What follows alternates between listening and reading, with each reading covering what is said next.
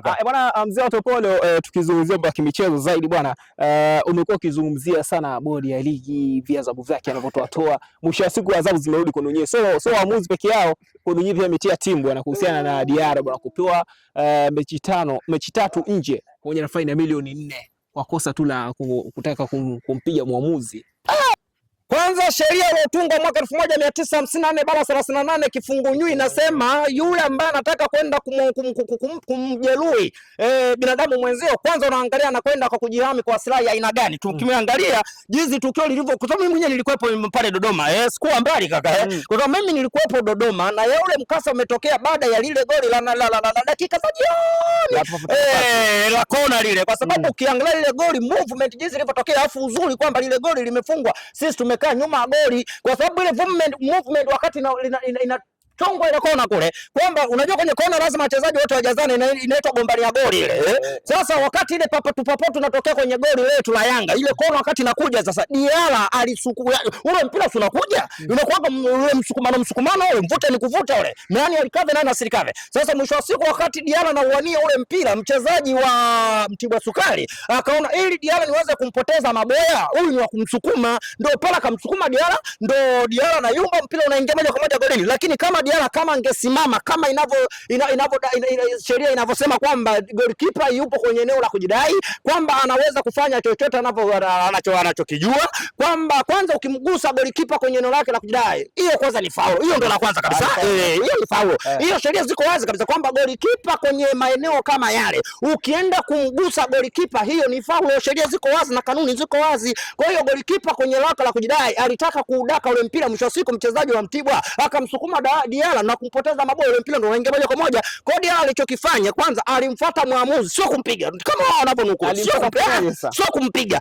Alimfuata muamuzi kwenda kumuelekeza kwamba mimi nilisukumwa kwenye eneo langu la kujidai, sio ile wana zaidi kumkunja. Jamani, wenda kaangalia zile video. Mimi mwenyewe wakati nimerudi kutoka Dodoma kule, jamani, maana siku tumetoka pale zile sare, maana zilikuwa 3 mfululizo, ndio hiyo wala kwa hiyo zikawa zimetupagaisha wana Yanga. Kwa hiyo mimi sikutaka kuangalia usiku leo. Sasa niliporudi nyumbani sasa nikatulia kitako naangalia sasa vizuri ile movement ya Diarra, kwani ilikuwaje kuwaje, ndio nakwenda kuangalia Diarra alitenda. Diarra wakati anafuata maamuzi aliongozana na wachezaji wa Yanga kama wawili wakana mzuia Diarra, lakini Diarra akasema mimi siendi kumfanya kitu chochote, bali naenda kumuelekeza. Kwa hiyo mimi nimesukumwa kwenye eneo langu la kujidai, pale kungekuepo na VAR ningemwambia enda kaangalie kwenye VAR. Sasa ndio sasa inatokea sitofahamu. Sasa wanaenda kumlima mechi 3 milioni 4. Jamani, kwa sababu hivi sheria siko wazi kwamba kama umeonewa kwenye eneo lako la kujidai, hata ukiwa umefanywa follow katikati ya uwanja, una haki zote na haki zimehifadhiwa kwamba unakwenda kumlalamikia muamuzi. Kwa hiyo ni kosa la jinai kwenda kumlalamikia muamuzi. Maana ile tukio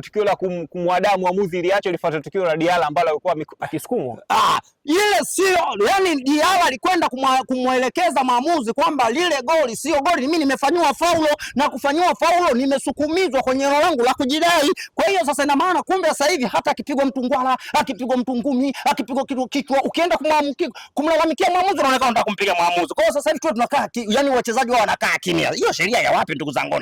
Kwa hiyo Diarra pale kwenda kumfuata muamuzi na kumuelekeza kwamba mimi nimesukuma kwenye eneo langu la kujidai, kwamba nimefanywa faulo, ni kosa tayari jamani, wewe unataka kumpiga. Kwa sababu sheria ziko wazi, mtu ambaye anataka kumpiga unaangalia na sofa au anapanga, lakini mtu anakwenda kumuelekeza tena swali kwenda kwa kutamaki. Kwa hiyo mwisho wa siku sasa tunaangalia bodi ya ligi, si kamati ya 72 sio 58 ile. Tuna 72 ile nayo ya mchongo, kwa sababu haiwezekani uenda kaziangalia zile video vizuri. Hii yote kutaka kututoa mchezoni, kwa sababu kwanza mpaka sasa hivi kwenye mechi 3 ambazo tumetoa sare, kuna watu bado hajalizika. Unaweza kukuta hata matokeo ya juzi pale watu hajalizika nao pale, walitaka Yanga afungwe pale. Sasa mwisho wa siku kwa nini umetoa sare? Sio nile wana sasa, hata muamuzi mwenyewe wamesema amemfungia. Sasa haya twende za Diarra kafungiwa kwa sababu ya kumngonga muamuzi, anasema atakumpiga. Haya muamuzi kafungiwa kwa kosa gani? Anawauliza hapo hapo anawauliza. Haya sawa, tunakubaliana Diarra kafungiwa kwa sababu ya kutaka kumzuru muamuzi, sawa, tunakubaliana. Haya, je, muamuzi kafungiwa kwa kosa? Yes, ndio alikuwa muamuzi kwamba ana haki zote, si ndio hivyo kanusu ile kweli? Kangoja muamuzi kafungiwa kwa kosa gani? Haya mimi najiuliza kama rais wa keke wote Tanzania. La Diarra tunakubaliana kafungiwa, kaenda kumzongazonga muamuzi. Na muamuzi kafungiwa kwa kosa gani? Hakuna sio goli. Ngoja kwanza, muamuzi kafungiwa kwa kosa gani? Mimi nawauliza bodi ya ligi, nawauliza kamati ya 72. Sawa, Diarra amemfungia kuingia sawa, kwa kwenda kumzongazonga mwamuzi. Haya, mwamuzi wenu huyu naye kafungiwa kwa kosa gani? Ndio hiyo sasa, mimi kama rais wa Tanzania, mimi nimejiongeza kwamba yule mwamuzi kafungiwa, ni kwa nini ameshindwa kufanya mipango yote ili mradi Mtibwa apate ushindi? Basi full stop. Hilo ndio ninalijua mimi. Yani hapo, yani mwamuzi amekwenda kula kifungonywi kwa sababu amefanya makosa. Kwa nini asingefanya tangia mwanzo ili mradi hata Mtibwa asipate penalty, hata asipate hata goli hata la kuvizia vizia? Kwamba kwa nini hajafanya mipango ile ambayo walikuwa wameipanga? Kwa sababu kuna watu sasa hivi natamani Yanga ipoteze. Ni mipango, kumbe ni mipango ile, hamna maajabu yoyote. Na hii yote mimi niwaambie warai, mimi nawaambia ni kama rais wa Tanzania, niwaambie viongozi wa Yanga na mashabiki, management na benchi la ufundi, sasa hivi tusipokaa wima tukaanza kulumbana wenyewe kwa wenyewe tunapotea wallahi, nakwambia. Yani hapa kinachotakiwa tusimame titi for tati kama jeza Yanga inavyosema, daima mbele nyuma mwiko, lakini tukiingiza kwenye kulumbana tunakwenda kupoteana wallahi, mimi nawaambieni kabisa. Kwa sababu tuendelee kwanza. Kwa sababu ukiangalia mipango inayofanywa sasa hivi wanafanya, wanataka kutugombanisha wenyewe kwa wenyewe, kama lile la Diara 5 wanafanya kutuchonganisha. Kwa hiyo sasa tukisema tuanze kufuata haya ambayo yanaendelea mpaka sasa hivi wanakwenda kutupoteza maboya. Kwa hiyo hapo ukiangalia sasa, ndio maana ukiangalia kwenye mechi za Toto Mudi zinasogezwa unaiangalia mechi ya Yanga. Alafu Yanga kishacheza, Mtoto Mudi anacheza siku ya pili yake, kwamba wanaangalia matokeo ya Yanga kwanza yametokeaje. Alafu anakuja kucheza Mtoto Mudi. Ndio maana ukiangalia Mtoto Mudi amepata nguvu baada ya sisi kutoka sare mechi 3 mfululizo. Kwa hiyo sasa ukiangalia juzi walipopata ule ushindi kule, sasa uangalia sasa hivi walipomfungia Diara, sasa hivi tumebakia na magolikipa wawili ambao Msheri pamoja na yule nani huyu golikipa nani unaona golikipa la AFCON golikipa la AFCON hilo. Sasa ukiangalia sasa, tukiweka mawazo kuwafikiria hawa waamuzi, tukiweka mawazo kuwafukuzia na kuwafikiria bodi ya ligi, tukiweka mawazo kuwafikiria hawa bodi hawa kamati ya 72, tunakwenda kupotea muda si mrefu. Nini kifanyike kuanzia sasa hivi? Kinachotakiwa ni kushikamana, kwamba hapa sasa hivi kuanzia shabiki, viongozi, tusitegemee viongozi, tusitegemee wachezaji, kinachotakiwa ni kupambana. Yani kinachotakiwa sasa hivi ni kupambana, tuhakikisha katika michezo ambayo inasalia, kwa sababu mzunguko wa pili umeshaanza. Mimi naitaga hii inaitwa la salama la unono. Sasa kama tutakwenda kupoteana katika mechi hizi zinazokwenda karibuni hapo, maana ligi kuu inaanza kurejea, si mechi yetu, nazungumzia mechi yetu sisi. Tunaanza kucheza tarehe 4 dhidi ya Tanzania Prisons, ambao Tanzania Prisons tusumbua kwenye uwanja wa Jamhuri ya pale Dodoma pale. Anakuja kwenye mechi ya tarehe 4 dhidi, tunakuja kucheza hapo KMC Mwenge. Kwa hiyo kwenye mechi hizi ambazo zinakwenda za lala unono, lala salama, lala buriani hizi, wallahi kama tusipokuwa makini katika mechi zinazofuata tunakwenda kupoteana. Mimi nakwambia yani hivi mzee Tumbo kwenye ile kauli yenu ambayo mlizungumza, mlipost katika peji yenu kusema kwamba tukirudi tusilaumiane.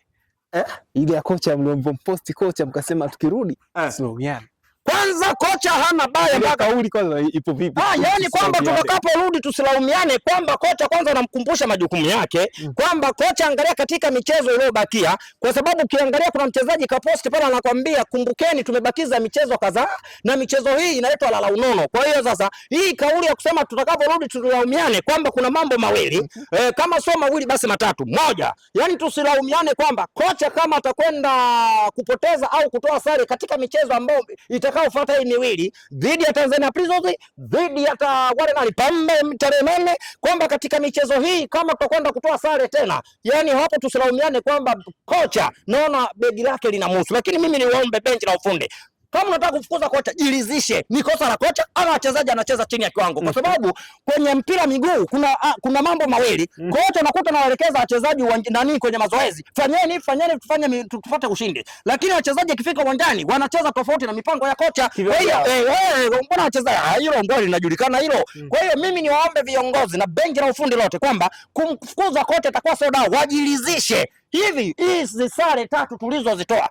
Kosa lipo kwa kocha ama kwa wachezaji, kwa sababu ukiangalia hata wachezaji sasa hajitumi uwanjani. Kwa hiyo kinachotakiwa wachezaji waongeze maarifa na juhudi kujituma uwanjani. Nafikiri kwa sasa hivi kocha Pedro bila sayansi Ni kweli atakuwa Liame kutoka Yanga? Nimekwambia hivi, kocha hana sababu. Hivi ngoja kwanza mpaka sasa hivi mimi viongozi wa Yanga mimi nawauliza. Kwa nini wajiulize, kwa nini tumetoa mechi 3 mfululizo sare? Ni kwa nini majeruhi yamekuwa mbele? Hivi leo hii leo hii tunamlaumu kocha. Kocha unakwenda kumlaumu kwa mpango gani? Angalia sasa hivi katika michezo miwili tumecheza bila striker. Angalia katika michezo miwili ya mwisho hii. Tumecheza bila striker, hamna cha Mzize, hakuna cha Dube, hakuna cha yule Depu.